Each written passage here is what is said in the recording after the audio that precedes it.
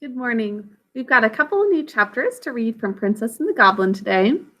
Last we read in Princess and the Goblin, Irene found her way up the stairs and she saw who ended up being her great-great-grandmother, also named Irene. Do you remember what great-great-grandmother lived off of upstairs? Pigeon's eggs, that's right. And nobody knows she's up there. She said little Irene is the first person to ever know of Queen Irene, the great-great-grandmother, being up there. So quite unusual, quite mysterious. Let's find out what Ludi has to say. Remember who Ludi is? She's little Princess Irene's nurse. She calls her Nursey sometimes. So basically, Ludi is almost like a mom to little Irene because Princess Irene's mother is not around. I don't think it ever really explains that part of it, so that's just a mystery for you right now. But her mother's not around, so Ludi is the one taking care of her. We'll see what Ludi has to say in this chapter. So let's go to our book. And if you've got your own copy of the book, you can follow along on chapter 4. What the nurse thought of it. And you know what, this one as well, I'm going to show it like this. When I do it the other way, using the reading feature, then all of the paragraphs are combined. So it helps to see the lines a little bit more zoomed up. However, it's hard with a bunch of dialogue like this, which is with the quotation marks with them talking. Okay, so what the nurse thought of it. Why, where have you been, princess? Asked the nurse, taking her in her arms. It's very unkind of you to hide away so long. I began to be afraid. Here she checked herself. She was about to say, I began to be afraid of something. Well, what were you afraid of, Nursey? Asked the princess. Oh, never mind, she answered. Perhaps I will tell you another day. Now tell me where you have been. I've been up a long way to see my very great, huge old grandmother. What do you mean by that? Asked the nurse, who thought she was making fun. It does sound silly. I mean that I've been a long way up and up to see my great-grandmother. Ah, Nursey, you don't know what a beautiful mother of grandmothers I've got upstairs. She is such an old lady with such lovely white hair, as white as my silver cup. Now, when I think of it, I think her hair must be silver. She has a lot of funny ways to talk about her great, huge, old grandmother. What nonsense you are talking, princess, said the nurse. I'm not talking nonsense, returned Irene, rather offended. I will tell you all about her. She's much taller than you and much prettier. What do you think Ludi thinks of being told that this old grandmother is prettier than her? Probably not happy about that. I mean, it's prideful, but she doesn't want to have an old woman be prettier than her. Oh, I dare say, remarked the nurse. And she lives upon pigeon's eggs. Well, most likely, said the nurse. And she sits in an empty room, spinning all day long. Well, not a doubt of it, said the nurse. She's mocking her. And she keeps her crown in her bedroom. Well, of course, quite the proper place to keep her crown in. She wears it in bed, I'll be bound. She didn't say that, and I don't think she does. That wouldn't be comfortable, would it? I don't think my papa wears his crown for a nightcap, does he, Nursey? Well, I never asked him. I dare say he does. And she's been there ever since I came here, ever so many years. Anybody could have told you that, said the nurse, who did not believe a word Irene was saying. Why didn't you tell me then? There was no necessity. There's a spelling word from yesterday. You could make it all up for yourself. You don't believe me then, exclaimed the princess, astonished and angry as she well might be. Now, it's very difficult when someone doesn't believe you when you're telling the truth about something. And Princess Irene really did see this old woman who really was her great-great-grandmother. But Ludi doesn't believe it. Sorry, I lost my spot. Did you expect me to believe you, princess? said the nurse coldly. I know princesses are in the habit of telling make-believes, but you are the first I ever heard of who expected to have them believed, she added, seeing that the child was strangely in earnest, meaning she was very serious. The princess burst into tears. Well, I must say, remarked the nurse, now thoroughly vexed with her for crying. Now she's mad at the princess. It is not at all becoming in a princess to tell stories and expect to be believed just because she is a princess. That's not why Princess Irene wants to be believed. She wants to be believed because she's telling the truth of what she saw. She says, but it's quite true, I tell you. You've dreamt it then, child.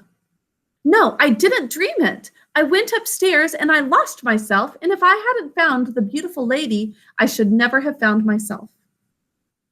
Oh, I dare say, the nurse says. Well, you just come up with me and see if I'm not telling the truth.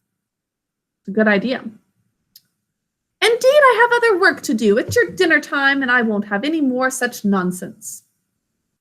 Princess wiped her eyes, and her face grew so hot that they were soon quite dry. She sat down to her dinner, but ate next to nothing.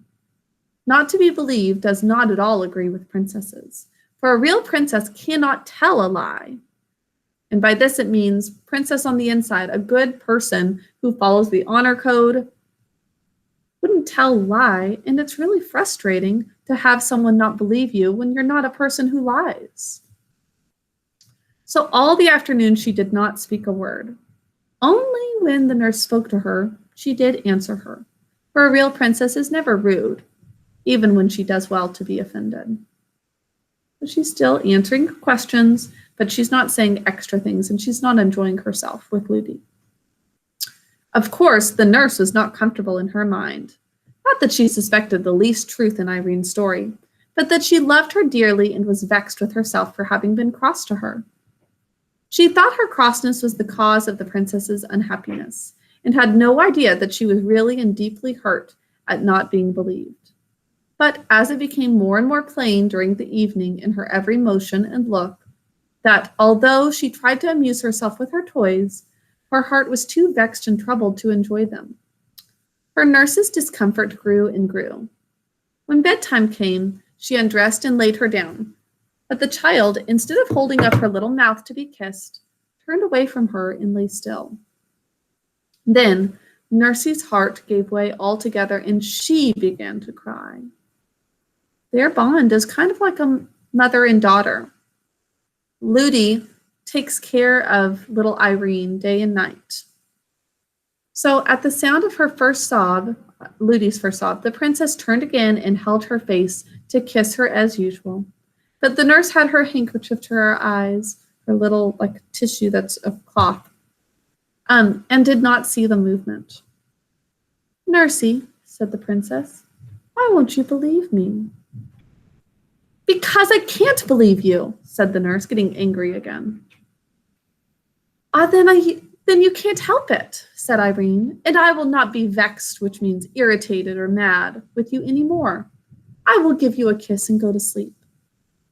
You little angel, cried the nurse, and caught her out of bed and walked about the room with her in her arms, kissing and hugging her. You will let me take you to see my dear old great big grandmother, won't you? Said the princess as she laid her down again. And you won't say I'm ugly anymore, will you, princess? Nursie, I never said you were ugly. What can you mean? Well, if you didn't say it, you meant it. Indeed, I never did. Why does Ludi think that? Because she said, you said I wasn't so pretty as that, as my beautiful grandmother. Yes, I did say that, and I say it again, for it's quite true, little Irene says. Then I do think you are unkind, said the nurse, and put her handkerchief to her eyes again. Nursie, dear, everybody can't be as beautiful as every other body, you know. You are very nice looking, but if you had been as beautiful as my grandmother. Father, your grandmother, said the nurse. She's getting jealous. But Irene's grandmother is this beautiful, magical kind of person. And so it's no wonder that other people aren't as beautiful as her. Nurse, that's very rude. You are not fit to be spoken to till you can behave yourself, or behave better. She's acting like she's the mom. The princess turned away at once more, and again the nurse was ashamed of herself. I'm sure I beg your pardon, princess, she said, though still in an offended tone. But the princess let the tone pass and heeded only the words. You won't say it again, I'm sure, she answered, once more turning towards her nurse. I was only going to say that if you had been twice as nice looking as you are, some king or other would have married you, and then what would have become of me?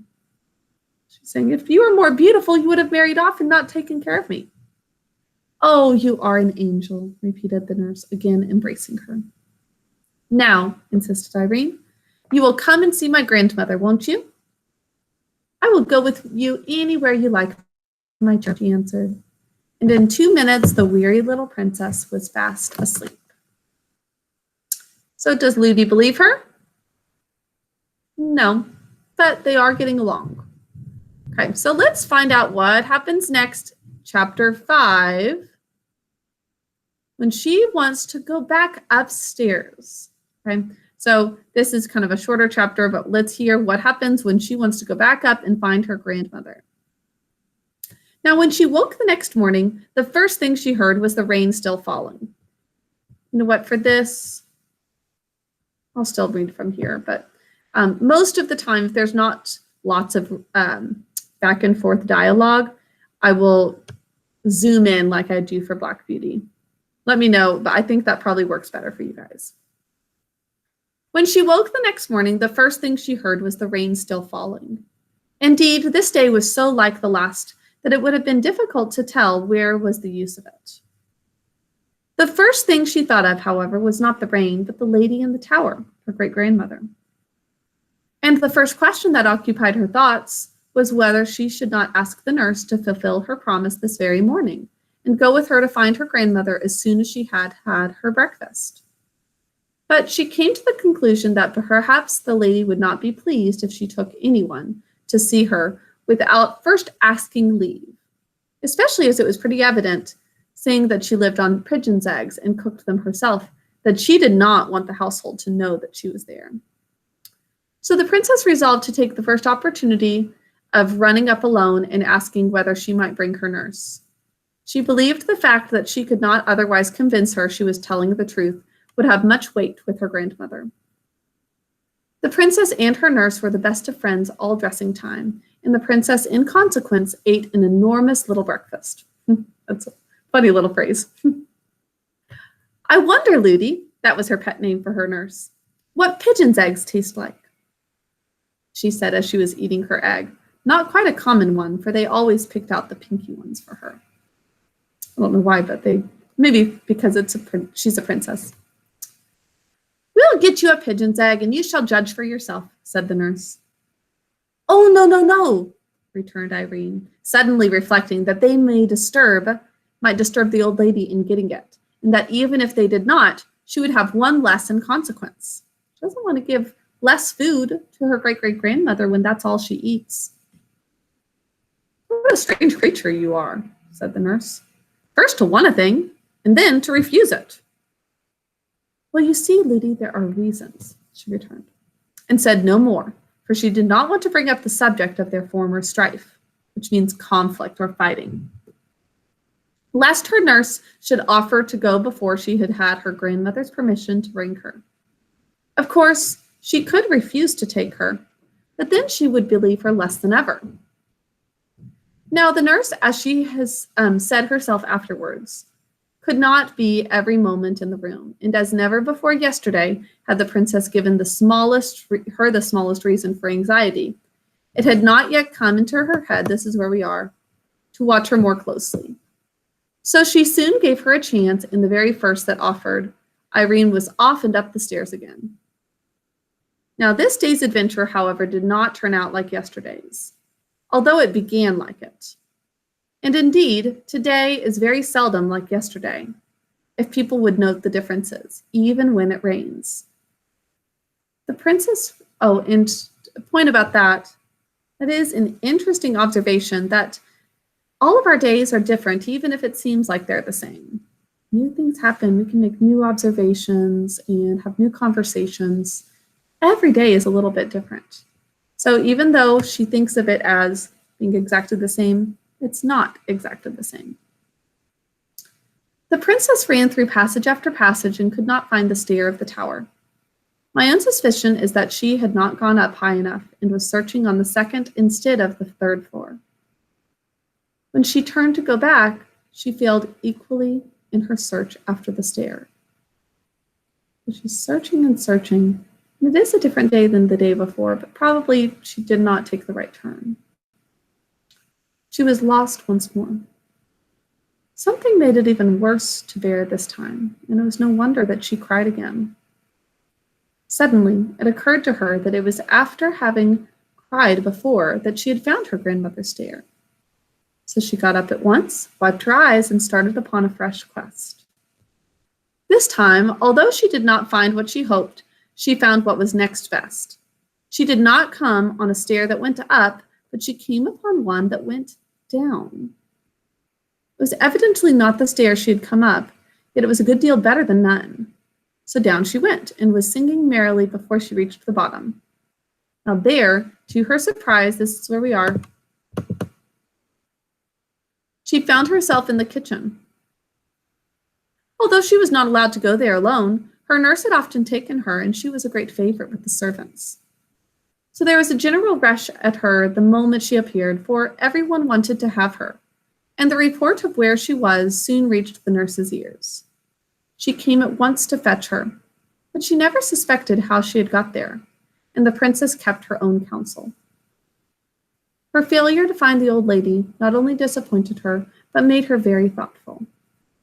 Sometimes she came almost to the nurse's opinion that she had dreamed all about her, but that fancy never lasted very long.